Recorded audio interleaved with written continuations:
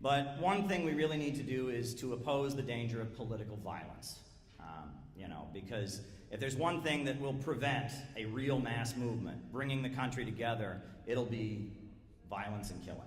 The glorification of the murder of Brian Thompson and the celebration of the alleged crime of Luigi Mangione is extremely dangerous. In Italy, in the 1970s and 80s, they were getting ready to leave NATO. And then they fomented the years of lead. And we know with Operation Gladio, the CIA was funding fascist groups and funding the Red Brigades, and there were kidnappings and killing, and it led to the population being weary and demoralized, and that's why Italy is still in NATO. And a similar thing happened in Jamaica in the 1980s. And if you look at it, creating a situation where people are afraid to get politically active because they might get shot, creating a situation where they reinforce this false polarization of woke versus MAGA, red state versus blue state, religious versus secular. That's not the polarization we need. The polarization we need is the overwhelming majority in this country that oppose the wars, that want economic growth, and want to protect our civil liberties. The polarization is that majority in all states, from all backgrounds, coming together and opposing the billionaire monopolies in their drive for World War III. That's the polarization we need. And political violence is one way to make sure that it doesn't happen. And I believe that the celebration and glorification of political violence we're seeing all across social media is not accidental. This is an operation to demoralize, to make the population weary, and to get us to just kind of go along and accept what everyone in this country pretty much doesn't like, the way the country is going.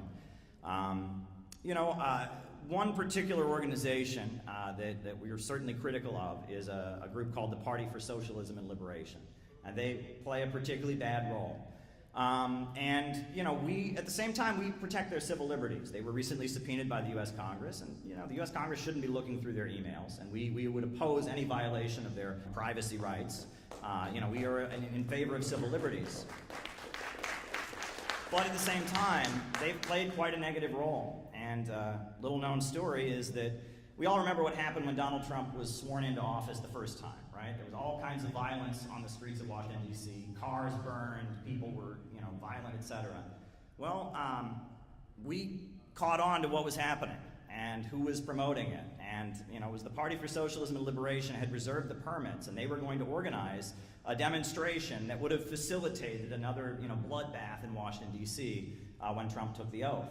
And so what did we do? We put out a press release that got widely circulated, and I appeared on George Galloway's television show, and we called on PSL to cancel that demonstration, to not have violence in the streets of Washington, D.C. when Donald Trump took office. Want peace, but I'm very concerned about what the Answer Coalition, led by Brian Becker, is planning. They have staged and got permits for a demonstration that is taking place on that day, and they say it's going to be peaceful, but we saw what happened last time Trump took office. And we know that this demonstration they are planning is going to be utilized by provocateurs, by Antifa elements to try and taint the Trump presidency with violence. The Answer Coalition needs to cancel their demonstration that is taking place on Trump's inauguration.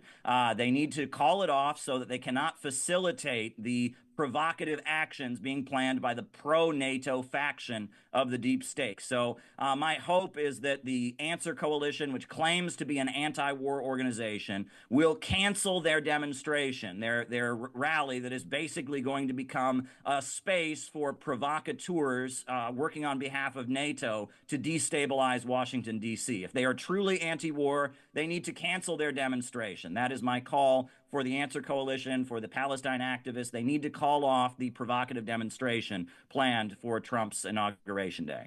And we raised the alarm, and when Inauguration Day happened, the demonstration that they had was miles away from downtown, and there was not a bloodbath in Washington, D.C., and we think we had something to do with that, and we're very proud of that.